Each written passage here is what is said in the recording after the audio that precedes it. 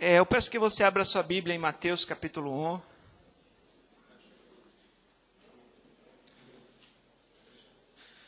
Hoje, nós vamos continuar a nossa série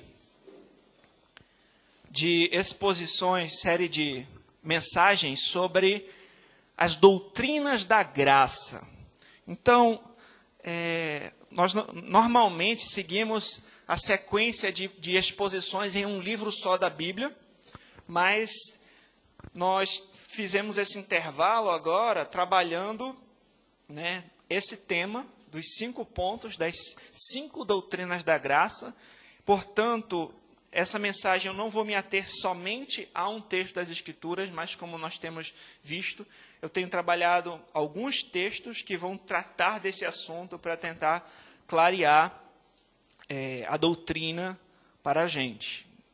E, posteriormente, quando nós terminarmos essa série, provavelmente nós vamos entrar em um livro inteiro da Escritura, trabalhar da forma como nós estamos acostumados, certo? Vamos ler o versículo 21 do capítulo 1.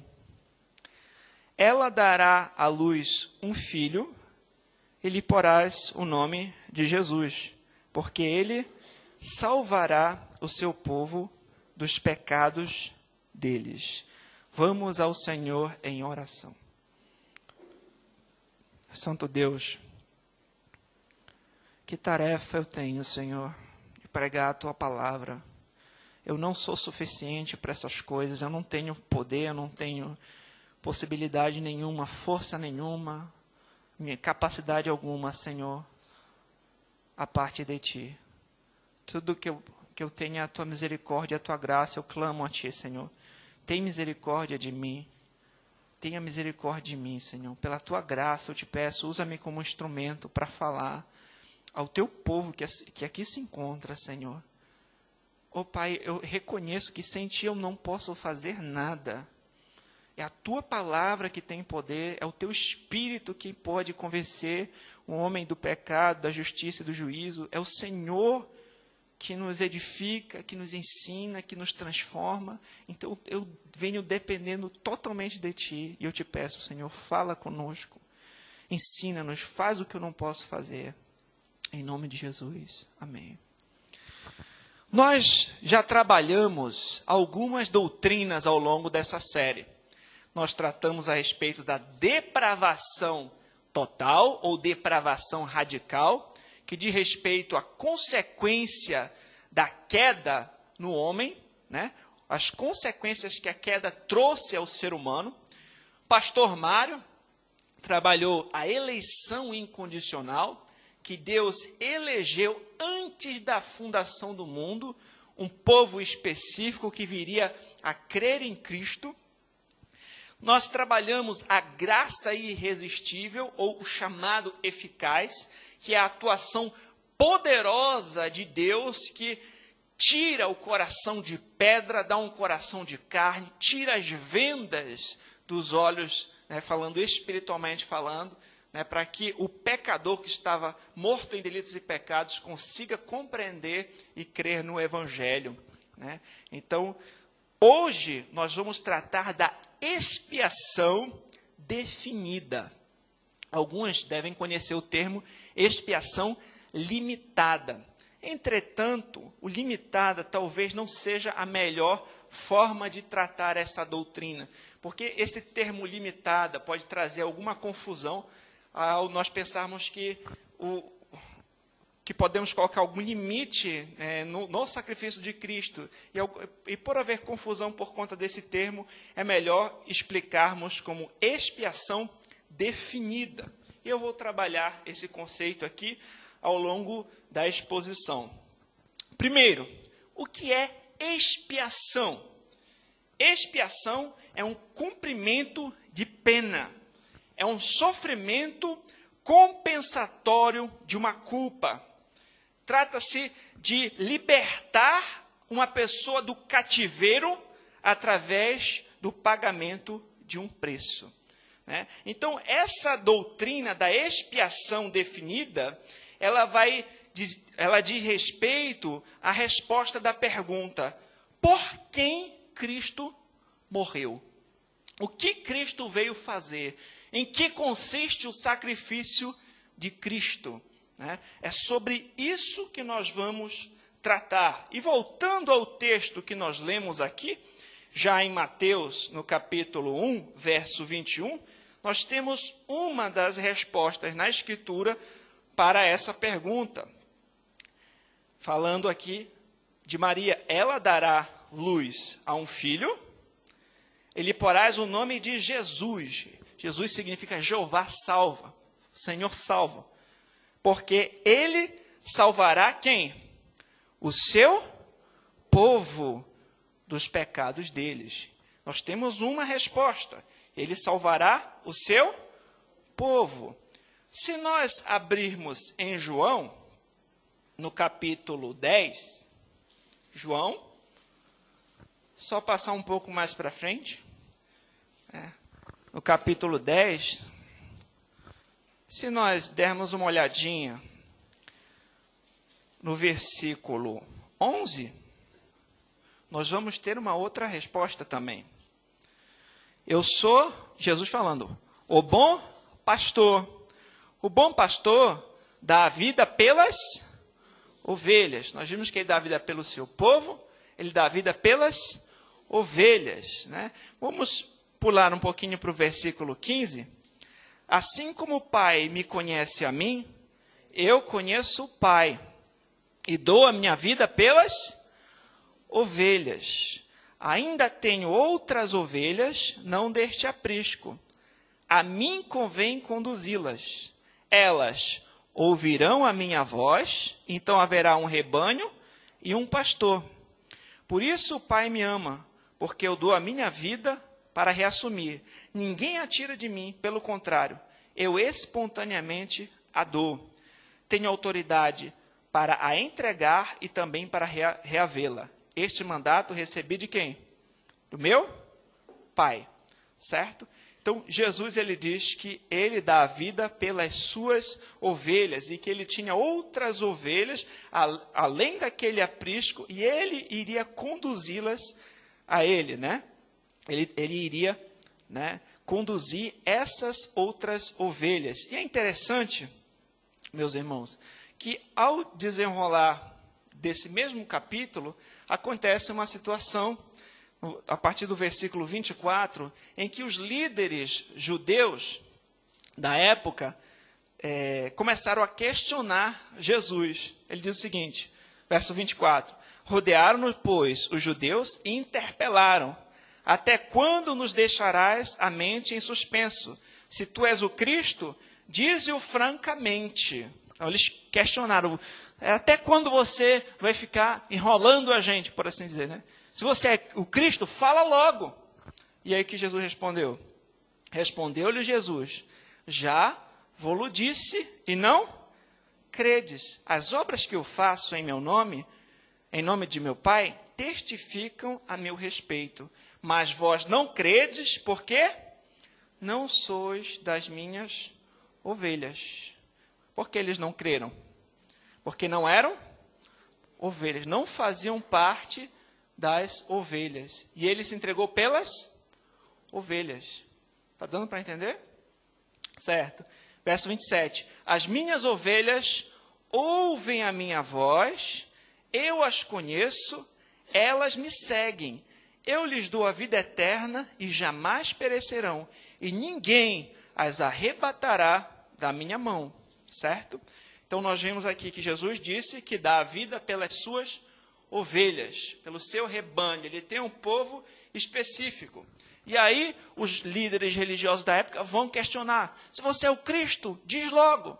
Aí Jesus disse, olha, as obras que eu faço já testificam de mim, mas vocês não creem porque não são as minhas ovelhas. As minhas ovelhas, elas ouvem a minha voz, eu conheço e elas me seguem. Eu lhes dou a vida eterna e elas jamais perecerão, e ninguém as arrebatará das minhas mãos. Nós vemos aqui que há um povo específico que ele chama de suas ovelhas, certo? Atos 20, 28, versículo 28.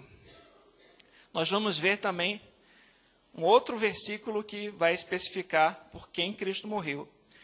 Atendei por vós e por todo o rebanho sobre o qual o Espírito Santo vos constituiu bispos, para pastoreardes a igreja de Deus, a qual ele comprou com seu próprio sangue.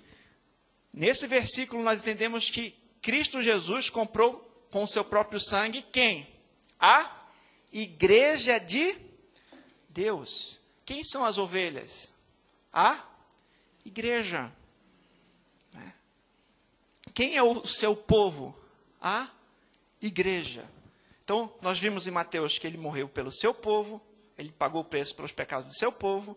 Em João, que ele se entregou pelas suas ovelhas. Em Atos, que ele entregou o seu sangue, comprou com seu sangue a sua igreja, certo? Romanos 8, mais um pouco para frente, Romanos capítulo 8, verso 32. Romanos 8, 32. Aquele que não poupou seu próprio filho, antes por todos nós o entregou. Porventura, não nos dará graciosamente com ele todas as coisas? Quem tentará acusação contra os eleitos de Deus? É Deus quem os justifica. Quem os condenará? É Cristo Jesus, quem morreu, ou antes, quem ressuscitou, o qual está à direita de Deus e também intercede por nós. Quem tentará acusação contra os eleitos de Deus? Né? É Cristo Jesus quem morreu ou antes ressuscitou, está à direita de Deus e também intercede por nós. Então aqui nós vemos que Jesus morreu pelos eleitos. Povo, ovelhas, igreja, eleitos. E para finalizar essa parte, Hebreus capítulo 2, versículo 13. E outra vez, já conseguiram abrir? Só para... Encontraram aí? 2, 13. Outra vez. Show? Amém? Eu porei nele a minha confiança, e ainda, eis que estou eu e os filhos que Deus me deu. Então aqui ele chama de filhos. Esses versículos mostram que Cristo, ele veio morrer para expiar, para pagar o preço por um povo específico. Seu povo, suas ovelhas, sua igreja, seus eleitos, seus filhos.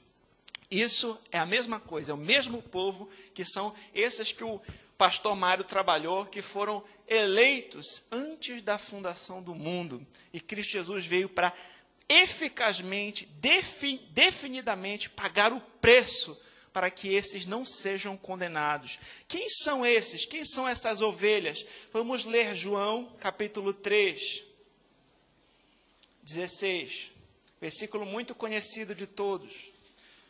João 3,16. O que diz em João 3,16? Porque Deus amou ao mundo de tal maneira que deu o seu Filho unigênito para que todo o que nele crê não pereça, mas tenha a vida eterna. As ovelhas, os eleitos, são aqueles que creem no Filho unigênito de Deus, que creem no Senhor Jesus Cristo. O problema com alguns textos que a gente vê essa palavra mundo, no grego cosmos, ou a palavra todos ou todo mundo, é que muitas vezes, quando as pessoas interpretam o mundo, eles pensam que se está tratando sempre de cada indivíduo do planeta Terra. E acabam confundindo. Eu vou dar um exemplo para vocês. Teve um pastor que ele cometeu um grande erro ao pensar que mundo se tratava de cada indivíduo sem exceção. Ele pegou e leu o texto de João 1,29, que diz que Cristo é o Cordeiro de Deus que tira o pecado do mundo. E ele interpretou assim: o mundo são todos os seres humanos sem exceção. E aí sabe o que ele fez? Ele disse o seguinte: Jesus tirou o pecado do mundo, então não tem mais pecado no mundo, então todo mundo vai ser salvo. Então você vai chegar lá no céu, você vai encontrar com Hitler, vai encontrar com Herodes, com Pilatos. Faz sentido? Não. Por quê? O mundo precisa ser interpretado à luz do seu contexto.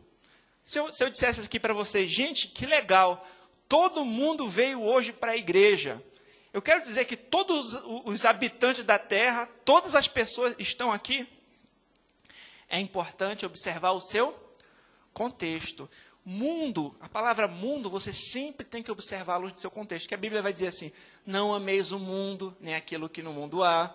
Né? A Bíblia vai falar a respeito que o mundo jaz no maligno. Né? Então, sempre o mundo, a palavra mundo, vai ter um significado à luz do seu contexto. Mundo pode significar, por exemplo, não só judeus, mas judeus e gentios. Os judeus tinham aquela ideia de que só eles que eram o povo escolhido de Deus, e os gentios, eles tinham dificuldade de crer que os gentios também seriam abençoados pelas promessas de Deus.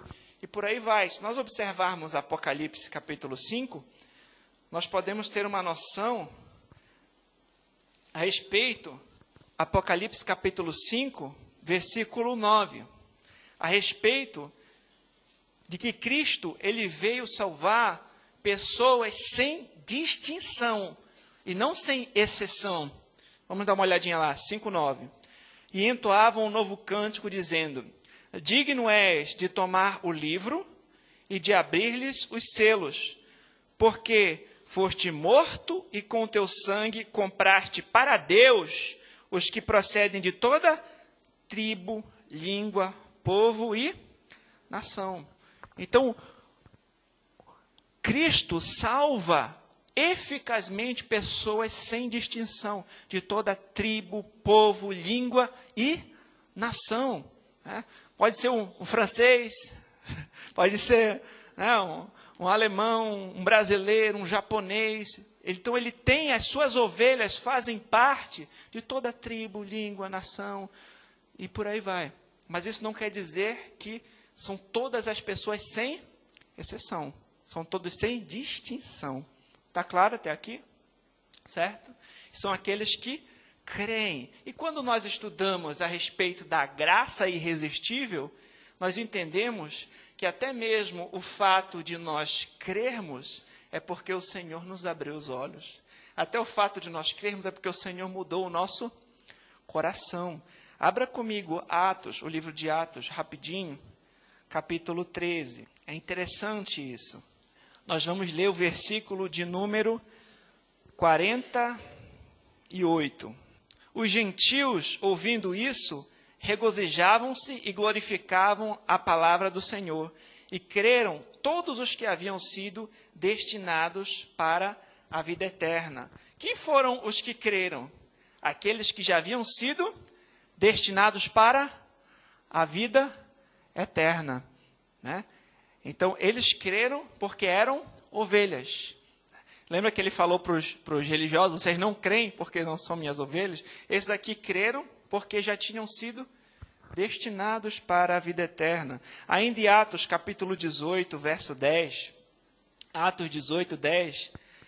Aqui, quando Paulo ele está em Corinto, e aí ele prega, e os judeus não creem na mensagem, né? E ele talvez pensa em sair de lá, mas ele é avisado pelo Senhor por uma visão.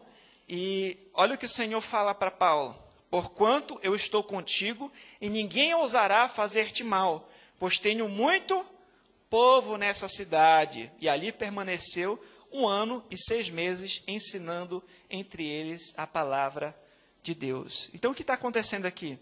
Paulo, né, ele é avisado pelo Senhor que ainda tem povo naquela cidade, ele tem que continuar pregando. Quem é esse povo na cidade? Você está dizendo: tem ovelha aí. Prega que tem ovelha aí que vai crer. Tem um povo ainda nessa cidade que precisa ser alcançado. Não saia daí, continue pregando. Tem um povo. Então nós vemos que Deus tem um povo, né? específico que ele chama de suas ovelhas, seu povo, sua igreja, seus eleitos, seus filhos. Cristo Jesus veio para salvar pecadores, para salvar o seu povo, certo? Ao nós observarmos isso, nós temos que perguntar agora, quando esse propósito foi definido? Quando foi que Cristo, que Deus decidiu, salvar esse povo? De acordo com as Escrituras, abra comigo João 17. Só um detalhe, quando eu falei a respeito de todo povo, tribo, língua, nação, eu não estava falando que esse é o significado de João 3,16 especificamente, viu? De mundo, em João 3,16. Ali, geralmente, entendem-se que, os teólogos entendem que ali é a humanidade caída, que se enfatiza mais a pecaminosidade de quem Cristo veio salvar. Eu só estava mostrando essa questão de distinção e exceção. Vamos lá, João 17, capítulo 3, ou capítulo 17, versículo 3. João 17, 3. Jesus, aqui ele está fazendo a sua oração sacerdotal. Antes dele ser crucificado, ele intercede pelos seus discípulos, ele intercede até mesmo por aqueles que viriam a crer nele. Ele vai dizer o seguinte, eu vou ler desde o versículo 2. Assim como lhes conferiste autoridade sobre toda a carne, a fim de que ele conceda a vida eterna a todos que lhe deste, e a vida eterna é essa, que te conheçam a ti, o único Deus verdadeiro, e a Jesus Cristo, a quem enviaste. Eu te glorifiquei na terra, consumando a obra que me destes para fazer. Agora glorifica-me, ó Pai, contigo mesmo, com a glória que eu tive junto a ti, antes que houvesse mundo. Manifestei o teu nome aos homens que me deste do mundo. Eram teus, tu me os confiaste, e eles têm guardado a tua palavra. Vamos ler só o versículo 9 para completar? É por eles que eu rogo, não rogo pelo mundo, mas por aqueles que me deste, porque são teus. É só um detalhe. Jesus Cristo está orando aqui ao Pai, falando que ele veio consumar a obra que o Pai já tinha lhe dado antes que houvesse mundo, certo? Antes que houvesse mundo, existiu uma aliança eterna entre as pessoas da Trindade. Na teologia, nós chamamos isso de pacto da redenção. Foi quando Deus, na eternidade passada, entre as pessoas da Trindade, decidiu, elegeu quem iam ser os seus. Quando Cristo Jesus recebeu a missão de vir ao mundo, morrer por pecadores numa cruz, para levar um povo para a vida eterna com o Pai, depois de ser ressuscitado. Então, é a missão em que o Pai planeja, o Filho executa e o Espírito Santo aplica. E nós vamos ver diversos textos nas Escrituras. Esses eu não vou pedir para vocês abrirem, porque senão vai ficar muito longa a nossa mensagem aqui. Mas se vocês quiserem anotar, podem anotar. Eu vou me referir a esses textos que tratam a respeito dessa eterna aliança da redenção entre as pessoas da Trindade para a salvação de um povo específico e para a glória de Deus. Gente, Hebreus 13, 20 fala sobre uma eterna aliança, Vai dizer assim, ora, o Deus de paz, que pelo sangue da aliança eterna tornou a trazer dos mortos nosso Senhor Jesus Cristo, o grande pastor das ovelhas. Efésios 3,11 fala de um eterno propósito, diz assim, segundo o eterno propósito que fez em Cristo nosso Salvador. Isaías 46:10 afirma que Deus anuncia o fim desde o começo. Aqui em João, eu acabei de ler para vocês, Jesus fala que veio consumar a obra que o Pai lhe deu para fazer. Efésios 1:4, o apóstolo Paulo vai dizer o seguinte, porque Deus nos escolheu nele antes da criação do mundo para sermos santos e irrepreensíveis em sua presença. Efésios 1:11 fala a respeito da predestinação dos crentes conforme o plano de Deus. Então vai dizer assim, nele fomos também escolhidos, tendo sido predestinados conforme o plano daquele que faz todas as coisas conforme o propósito da sua vontade.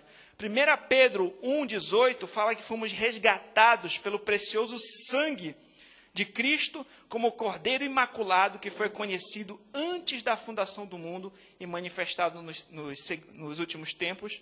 Apocalipse 13,8 fala do livro da vida do Cordeiro que foi morto antes da fundação do mundo. Leia também na sua casa Atos 4,28, que fala sobre o sacrifício de Cristo como algo que o poder e a vontade de Deus já havia decidido de antemão que acontecesse. E Tito, capítulo 1, verso 2, fala da esperança da vida eterna que Deus prometeu antes dos tempos e dos séculos. Então, nesse pacto da redenção, nessa aliança da redenção, o Filho deveria tomar uma natureza humana e vir ao mundo como um verdadeiro homem nascido debaixo da lei. Ele deveria levar uma vida sem pecado, observando a vontade de Deus expressa na lei moral e, igualmente, em tudo mais o que o Pai exigisse dele. Ele deveria se tornar o representante sacrificial de todos os crentes e sofrer a maldição da lei, ou seja, a morte no lugar deles, morrendo na cruz. E, em troca, o Pai deveria lhe ressuscitar, dando dentre os mortos, elevá-lo à sua destra e submeter a ele todas as coisas e dar-lhe um povo ao seu serviço, herdeiro com ele da vida eterna. Isso é o que nós chamamos de, na teologia, de pacto da redenção, que é essa aliança antes da fundação do mundo, em que Deus elegeu e planejou como seria na história, determinou, decretou como seria a salvação do seu povo na história, certo? Está claro até aqui? Certo? Posso avançar? Então, como isso aconteceu na história, na prática? Deus criou todas as coisas. Deus é o criador de todas as coisas e Ele criou também o ser humano à sua imagem e semelhança. Ele criou quem? Adão e Eva. Então, Adão era o representante da humanidade, é o representante pactual da humanidade. Deus faz uma aliança com Adão. Como é que era essa aliança com Adão? Adão deveria obedecer perfeitamente a Deus, não comer da árvore do conhecimento do bem e do mal. Leia comigo Gênesis, capítulo 2, verso 17. Mas da árvore do conhecimento do bem e do mal não comerás, porque no dia em que comeres, certamente morrerás. Então, Adão era o representante da humanidade. Ele não deveria comer da árvore do conhecimento do bem e do mal. Qual seria a consequência se ele comesse? A morte. Morte física, espiritual e eterna. Então, por Adão ser o representante dessa aliança, ele representava um povo, a humanidade. E se ele obedecesse, o que aconteceria? Vamos ver o verso do capítulo 3, verso 22. Então disse o Senhor Deus, eis que o homem se tornou como um de nós, conhecedor do bem e do mal, e assim que não estenda a mão e tome também da árvore da vida e coma e viva eternamente. Se ele obedecesse, ele iria viver eternamente, ele ia poder comer da árvore da vida e viver eternamente. Se ele desobedecesse, ele ia morrer com todas as implicações dessa morte, trazendo maldição e consequências terríveis para ele e toda a sua posteridade. Isso, na teologia bíblica, nós chamamos de pacto das obras. Por quê? Dependia da obediência de Adão. Adão, ele tinha ali esse poder de escolha, de obedecer a Deus ou desobedecer, de comer da árvore do conhecimento do bem e do mal ou não comer. Mas nós sabemos que Eva caiu na conversa da serpente, o diabo, que deturpou a palavra de Deus, e ela pecou e deu do fruto para o seu marido, e ele pecou. E o salário do pecado é a morte. Então, nós vimos que o pecado de Adão trouxe consequências para toda a humanidade, como nós vemos em Romanos 5, Verso 12. Portanto, assim como por um só homem entrou o pecado no mundo, e pelo pecado a morte, assim também a morte passou a todos os homens, porque todos pecaram. Então, o pecado de Adão trouxe consequências a todo o restante da humanidade. Por isso que vem aquela doutrina da depravação total, como nós vimos, né? É uma consequência terrível. Afetou, ele era o representante legal, federal, pactual da humanidade, e por conta do pecado dele, todos foram afetados, né? Então nós vamos ver a situação do homem após a queda, é uma situação terrível. E é interessante o texto de Oséias, capítulo 6, vai falar a respeito da queda de Adão, justamente como uma quebra de aliança. Oséias, capítulo 6.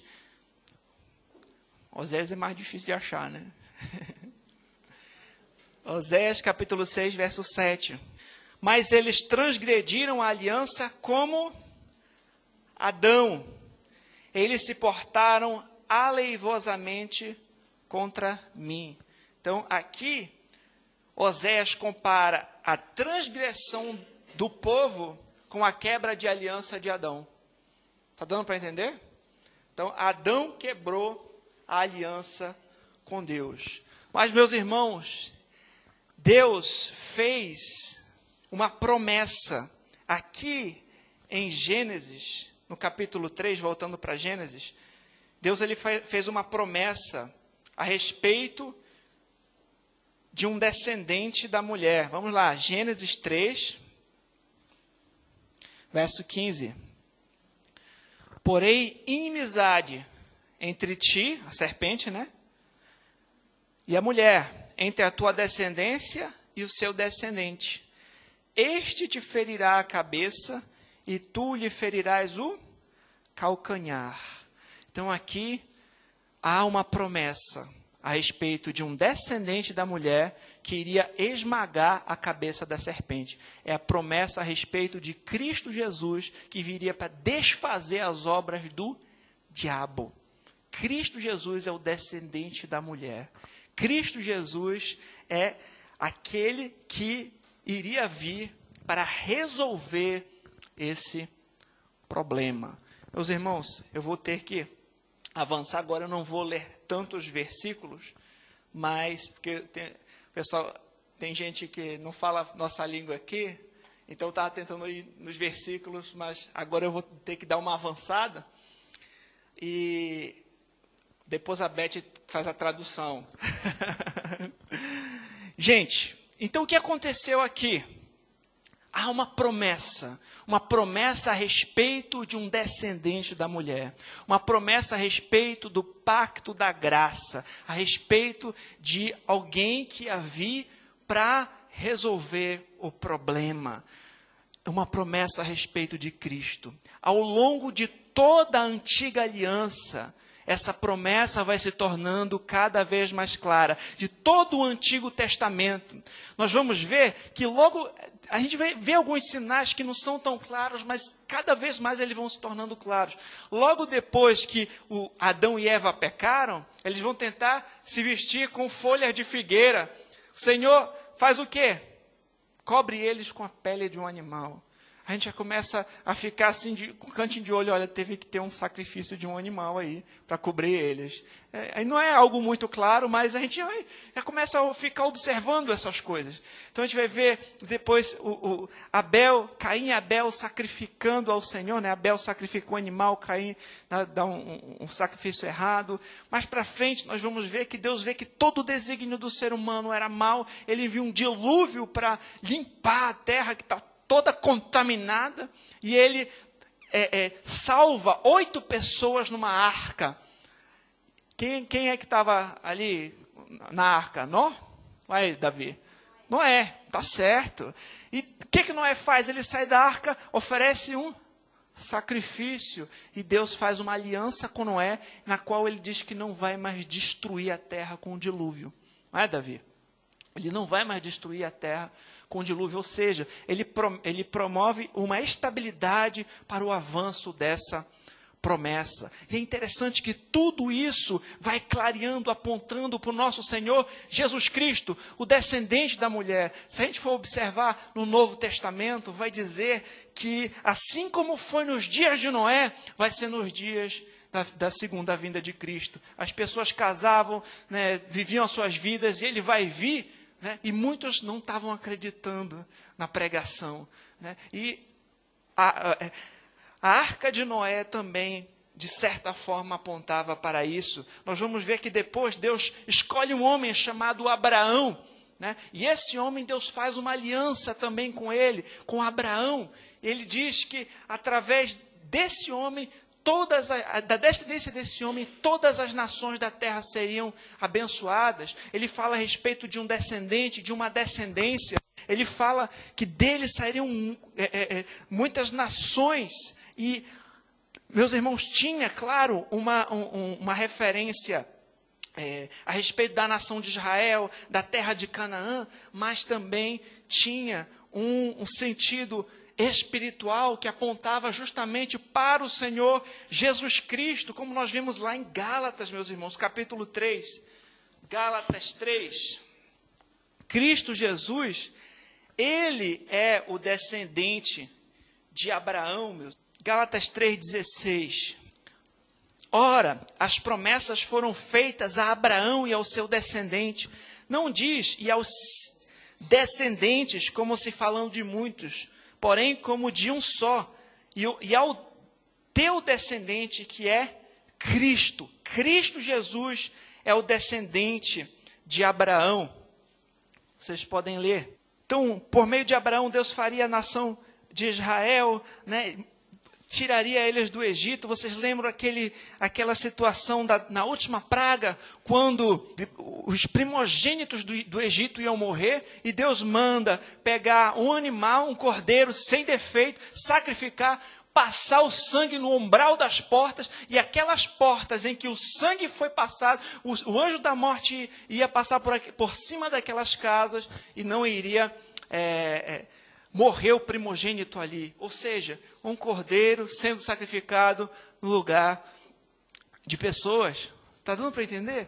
Então, tudo isso aponta para Cristo. Paulo vai dizer que Cristo é o nosso cordeiro pascal. Assim como o sangue do cordeiro livrou aqueles primogênitos da morte, o sangue de Cristo nos lava de todo o pecado.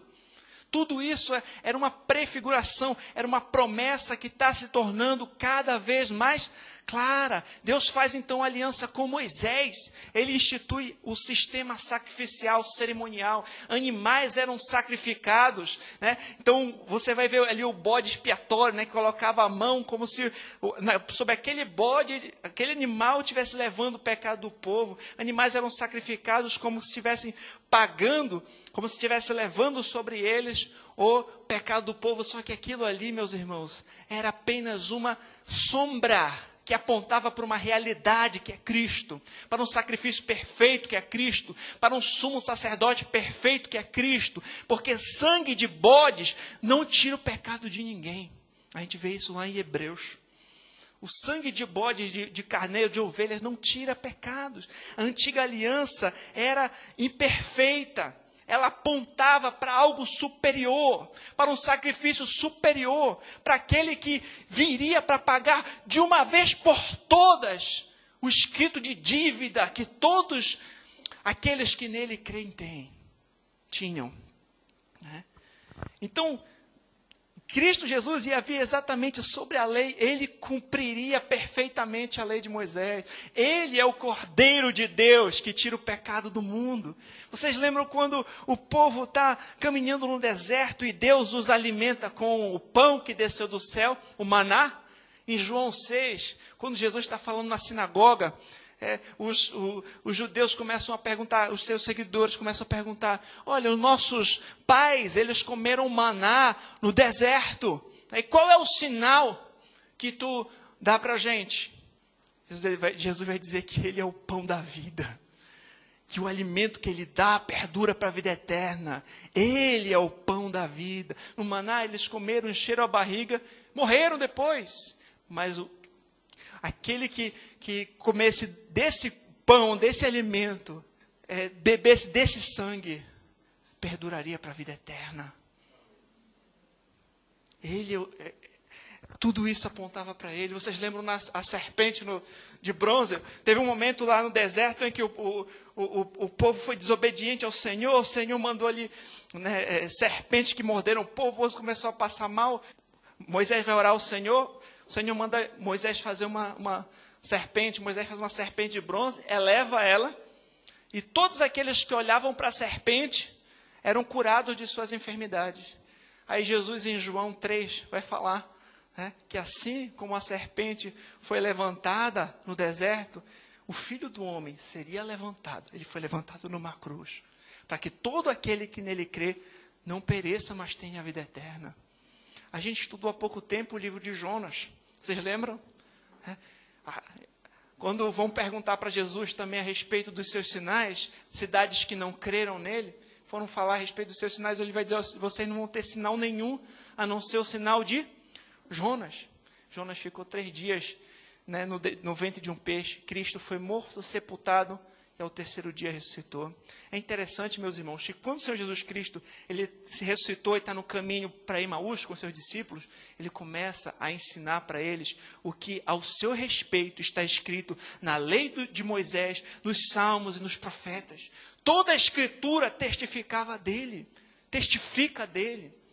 Todo o Antigo Testamento, ele está sendo essa promessa que está cada vez mais se tornando clara. Deus ele faz uma aliança com Davi, e ele promete um descendente de Davi que herdará o trono. Vocês sabem que para quem apontava essa promessa? Abra comigo Atos 2, 29 ao 36. Irmãos, seja-me permitido dizer-vos claramente a respeito do patriarca Davi, que ele morreu e foi sepultado, e o seu túmulo permanece entre nós até hoje. Sendo, pois, profeta, e sabendo que Deus lhe havia jurado que um dos seus descendentes se assentaria no seu trono, prevendo isso, referiu-se ao quê? À ressurreição de Cristo, que nem foi deixado na morte, nem seu corpo experimentou corrupção. A este Jesus, Deus ressuscitou, do que todos nós somos testemunhas, exaltado, pois, à destra de Deus, tendo recebido do Pai a promessa do Espírito Santo, derramou isso que vedes e ouvis. Porque Davi não subia aos céus, mas ele mesmo declara: disse o Senhor ao meu Senhor, assenta-te à minha direita, até que eu ponha os teus inimigos por estrado dos teus pés. Esteja absolutamente certa, pois, que toda a casa de Israel, que este Jesus, que vós crucificaste, Deus o fez Senhor e Cristo. O descendente de Davi, que herda o trono, é Cristo Jesus. Nós não teria tempo para trabalhar tanta coisa que nós vamos ver no Antigo Testamento, como promessas, como sombras, como sinais que apontam para o Senhor Jesus Cristo. Um dos mais maravilhosos, meus irmãos, é Isaías 53.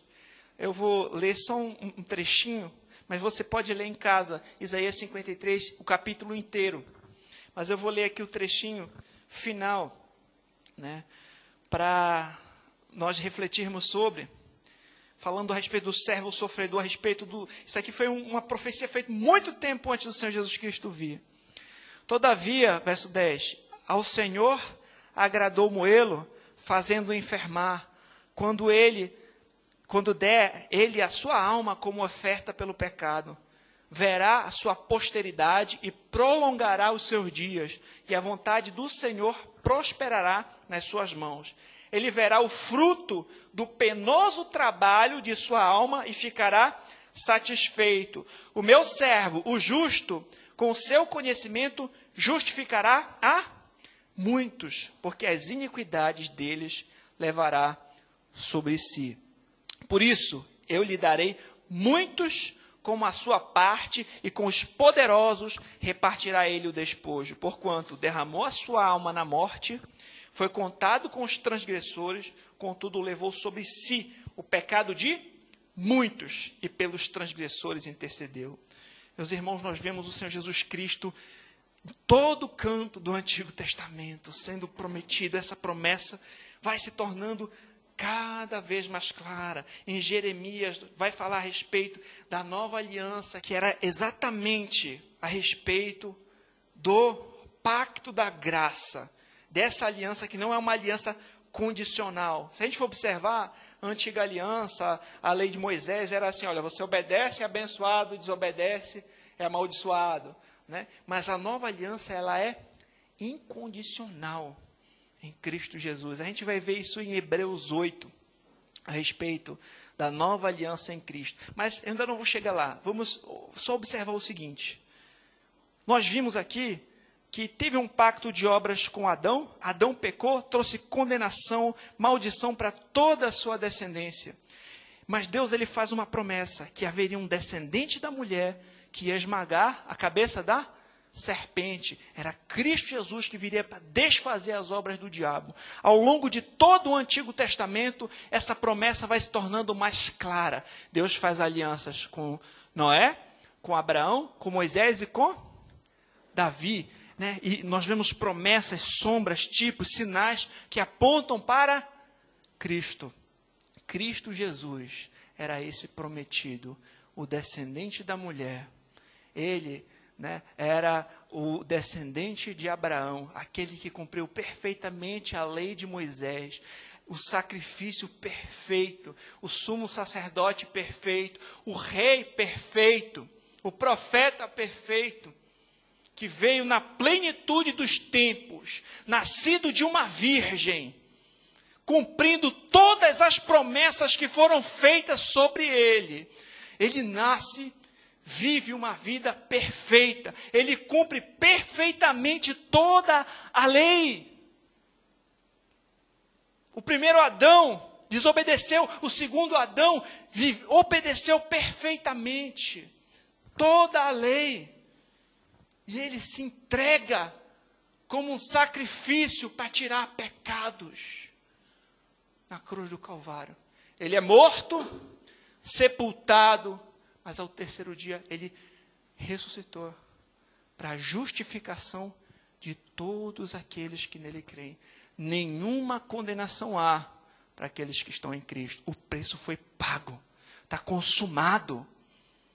Ele não veio simplesmente abrir uma possibilidade de salvação. Ele veio salvar. Do céu ele veio buscar o seu povo. Ele veio buscar o seu povo. O sacrifício de Cristo, meus irmãos, é tão poderoso que alcança todos os crentes do Antigo Testamento. Abra comigo Romanos capítulo 3. Tem um efeito retroativo.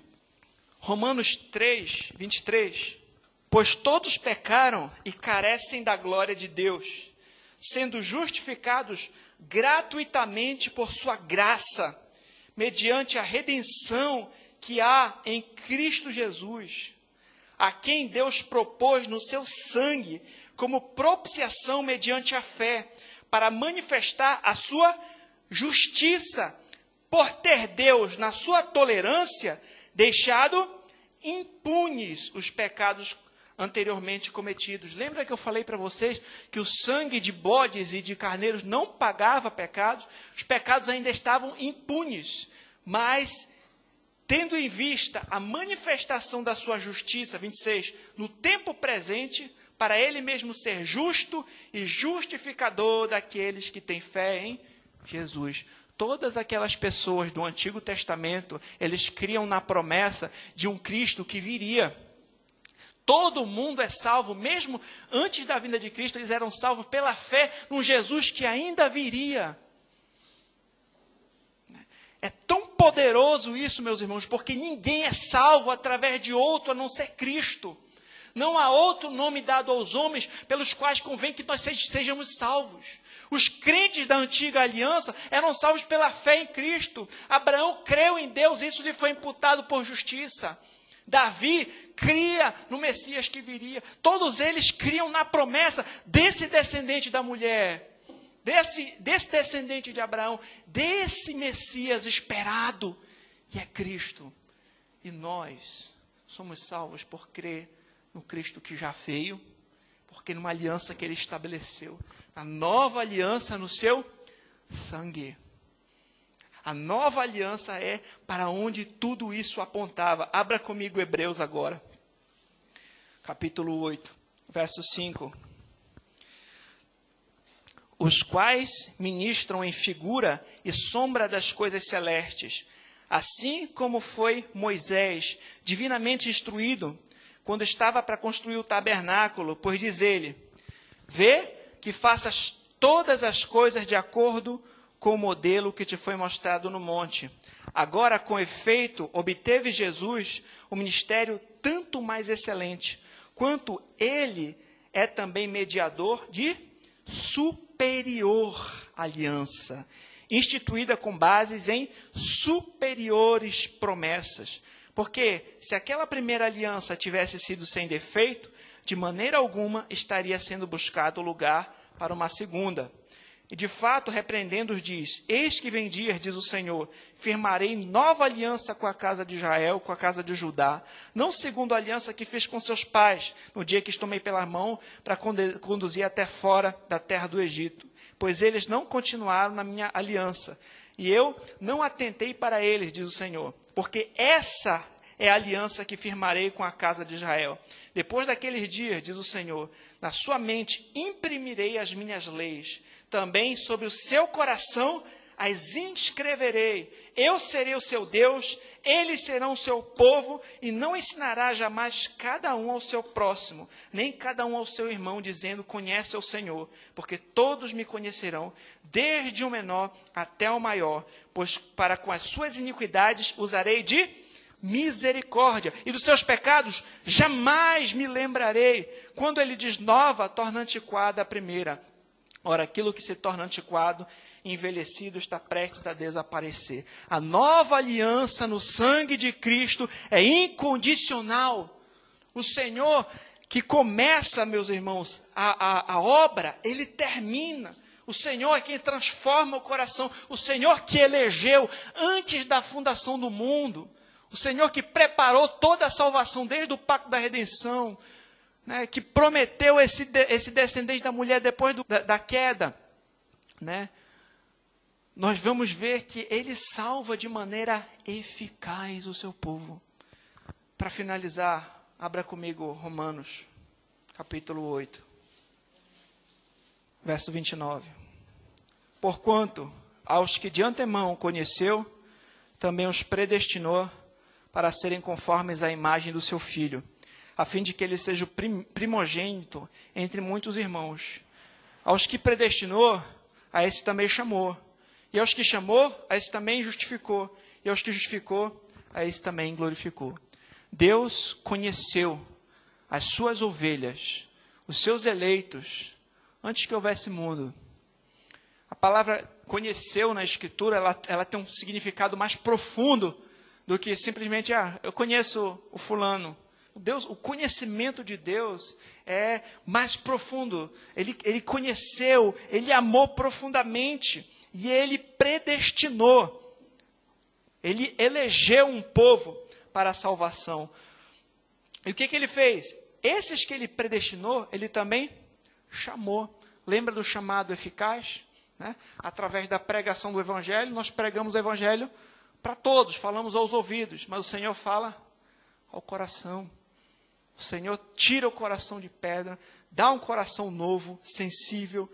O Senhor tira as escamas dos olhos, a pessoa crê em Cristo e ela é justificada. Justificados, pois, mediante a fé, temos paz com Deus por meio do nosso Senhor Jesus Cristo. E a esses que ele justificou, ele também glorificou. Não faz sentido a salvação ser interrompida. Aquele que Deus elegeu antes da fundação do mundo é tão certo que ele vai terminar a obra que glorificou, já está escrito como algo acontecido. Para resumir aqui, meus irmãos, vamos relembrar algumas coisas. Nós vimos que expiação é o cumprimento de uma pena, é o sofrimento compensatório de uma culpa, é libertar uma pessoa do cativeiro através do pagamento de um preço. nós vimos que a doutrina da expiação definida, ela diz que Deus, na sua obra de expiação, Ele tem em mente um povo específico, definido, que Deus elegeu antes da fundação do mundo. Nós vemos que Cristo morreu pelo seu povo, pelas suas ovelhas, por sua igreja, pelos seus eleitos, pelos seus filhos.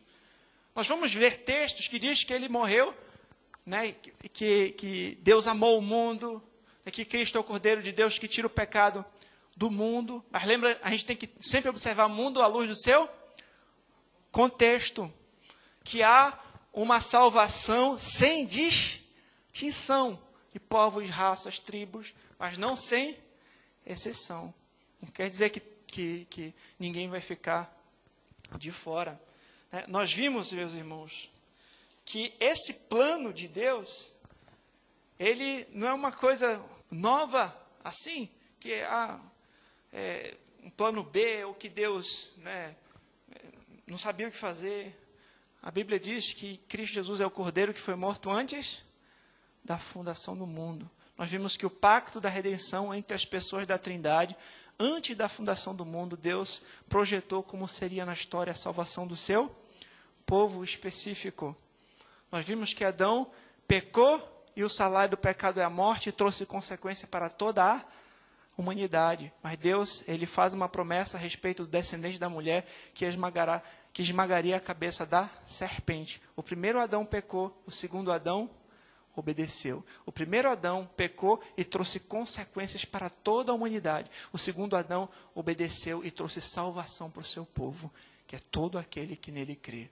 Só tem duas coisas mesmo. Só tem como nós estarmos ou em Adão ou em Cristo. Ou em um pacto de obras, tentando salvar a gente mesmo pelas nossas próprias obras. Né? Geralmente as religiões elas são assim. Se você perguntar para um judeu por que ele vai ser salvo, pergunta para o judeu, você vai para onde? Vai dizer, eu vou para o céu. Por quê? Não, eu obedeço às leis, sou uma boa pessoa, amo a Torá. Pergunta para um muçulmano, ele vai dizer, não, eu vou para o céu, porque eu amo o Alcorão, eu fiz as peregrinações, me dediquei às orações. Perguntar para o espírita, ele vai dizer que ele fez as boas ações, que ele reencarnou muitas vezes, quem sabe. Mas se você vai perguntar para um cristão, ele vai dizer o seguinte, olha, em pecado eu nasci, em pecado me concebeu minha mãe, eu quebrei todas as leis do meu Criador. Aí alguém vai dizer assim, não, eles eu entendo, eles fizeram alguma coisa, e você? Pois é, não é nos meus méritos, é no mérito de outro. Cristo Jesus viveu uma vida perfeita, Ele cumpriu todas as exigências da lei, e Ele se entregou no meu lugar, como um sacrifício, para pagar o preço pelos meus pecados. Isso é graça, isso é o pacto de graça, isso é a nova aliança em Cristo. É nós confiarmos no sacrifício dEle, não nas nossas obras. Ou as pessoas estão em Adão e tentando se salvar nas suas obras, no pacto de obras, e não vão conseguir, porque como alguém já falou, que os nossos atos de justiça para nos justificar são como trapos imundos, ou nós estamos confiando plenamente em Cristo, o nosso Salvador. 3 aplicações, meus irmãos, a respeito disso. Tudo que foi dito aqui. Primeiro, Cristo Jesus é muito maior do que você imagina. Muito maior.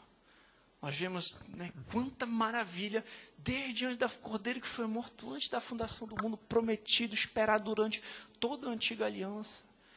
Vem na plenitude dos tempos, a gente está aqui em 2018, depois de Cristo. O Cristo é maravilhoso, você tem que glorificar a Deus e buscar conhecer mais esse Cristo, esse Salvador. Ele é maior do que você imagina. Segundo, nós não sabemos quem são os eleitos de Deus. O próprio Calvino falou isso, nós não sabemos quem são os eleitos. Então a gente tem que querer pregar para todo mundo. O nosso chamado é ir por todo mundo e pregar a toda criatura. A gente tem que pregar para todo mundo. O meio pelo qual Deus chama os seus eleitos é através da pregação do Evangelho. Certo? A gente vai pregando o Evangelho. A gente prega para todo mundo. O que as ovelhas vão fazer? As minhas ovelhas ouvem a minha voz, Eu as conheço, elas me seguem. Todos aqueles que o Pai me deu virão a mim. E aqueles que vierem a mim, de maneira nenhuma lançarei fora.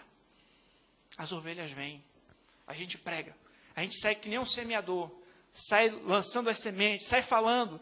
Cristo Jesus é o Cordeiro de Deus que tira o pecado do mundo. Cristo Jesus nos salvou. Existe uma solução para o nosso grande fardo de pecados. O Cordeiro que foi imolado na cruz do Calvário. O Filho de Deus morreu por nós. Foi sepultado e ao terceiro dia ressuscitou. Venha, creia. Eu sei quem é o Salvador. Jesus Cristo, o Senhor. E a gente proclama para todo mundo. Como semeador, vai semeando. Mas tem semente que cai à beira do caminho, tem semente que cai no solo rochoso, tem semente que cai nos espinhos, mas tem aquela que cai no solo fértil. Esses são as ovelhas. Esses são os eleitos, aqueles que creem. É isso, meus irmãos. A gente vai pregar para todos. E o que a gente puder fazer para falar de Cristo para as pessoas, para investir, a gente vai fazer. Acho que foi Spurgeon que falou que se alguém quiser ir para o inferno, que passe por cima de nós, a gente está batendo no seu joelho. Mas não vamos deixar de proclamar a respeito de Cristo. Para todos, para todos.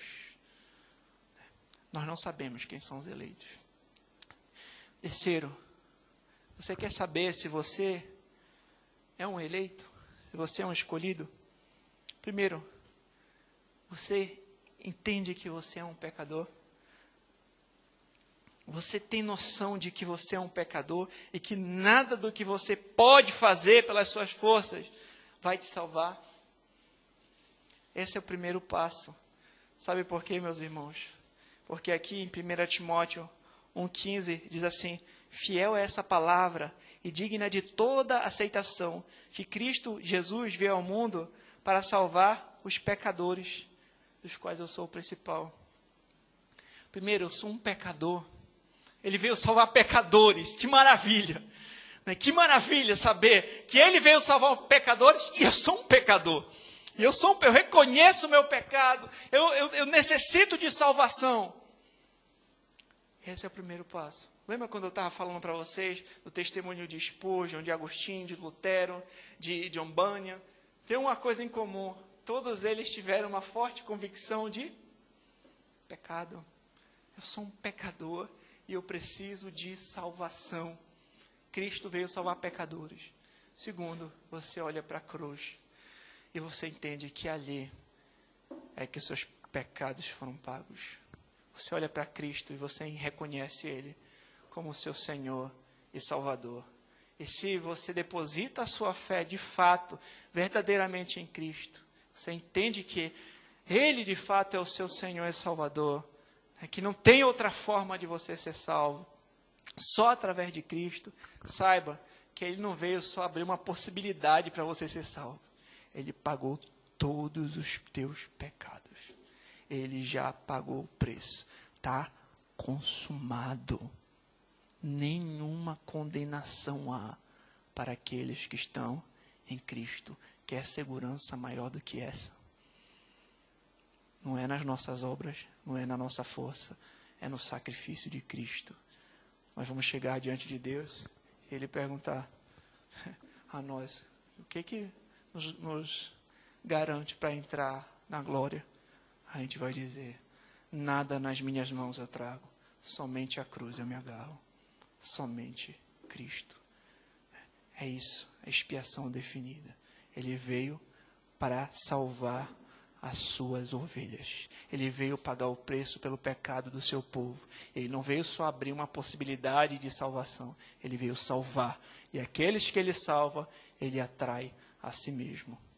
Amém? Espero que tenha ficado claro. Qualquer dúvida, vocês falam com o pastor Mário.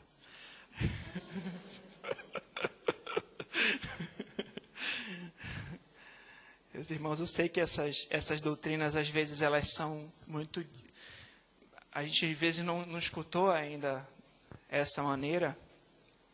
E elas, às vezes, trazem um impacto para a gente. Mas não deixe de tirar as suas dúvidas, de conversar sobre. de refletir sobre. E eu queria só fazer mais uma chamada. É para você que sabe que você está aqui, mas você sabe que você não é um cristão. Não estou falando que você que veio de outra igreja, ou que você já é crente, mas você que está aqui, mas sabe que lá dentro você ainda não depositou a sua fé em Cristo. Presta atenção nisso que eu te falei. Cristo veio salvar pecadores. Olha para Jesus hoje. Olha para Cristo hoje. Não há salvação em outro. Somente Cristo Jesus. Se você é uma ovelha, você vai ouvir a voz do pastor. E Ele está te chamando. Arrepende do teu pecado e olha para Cristo. Entrega a tua vida a Cristo. Escuta a voz do pastor. Entrega os teus caminhos ao Senhor. Só em Jesus a vida eterna. Amém? Santo Deus, te agradeço pela tua palavra que nos instrui, que nos ensina, que nos orienta, que nos confronta muitas vezes. Pai, eu te peço perdão por todos os nossos pecados. Ó Senhor, eu sei que eu sou fraco demais para transmitir verdades tão gloriosas da melhor forma. Me perdoa se eu falhei de alguma forma em demonstrar a grandeza, Senhor, da tua mensagem. Mas eu sei, Senhor, que ela não volta vazia, porque não é a minha eloquência, não é a minha sabedoria, mas é o poder da tua palavra que fala aos corações. E eu te peço, Senhor, age poderosamente no teu povo. Hoje, Senhor, oh Pai, age poderosamente nos corações, fala, Senhor, aos corações. Não deixa, Senhor, que essa mensagem seja roubada, mas que possamos te glorificar, que possamos, Senhor, proclamar o teu evangelho, ir atrás das tuas ovelhas, ir atrás dos teus eleitos. E aqueles, Senhor, que agora estão confrontados com seus pecados, que possam, Senhor, voltar os olhos a Ti. Dá, Senhor, a eles, Senhor, a graça de arrependerem e se crerem em Ti. O Senhor que é o autor e consumador da nossa fé. Ó Pai, louvado e engrandecido seja o Teu nome. Muito obrigado por tudo. Em nome de Jesus Cristo. Amém.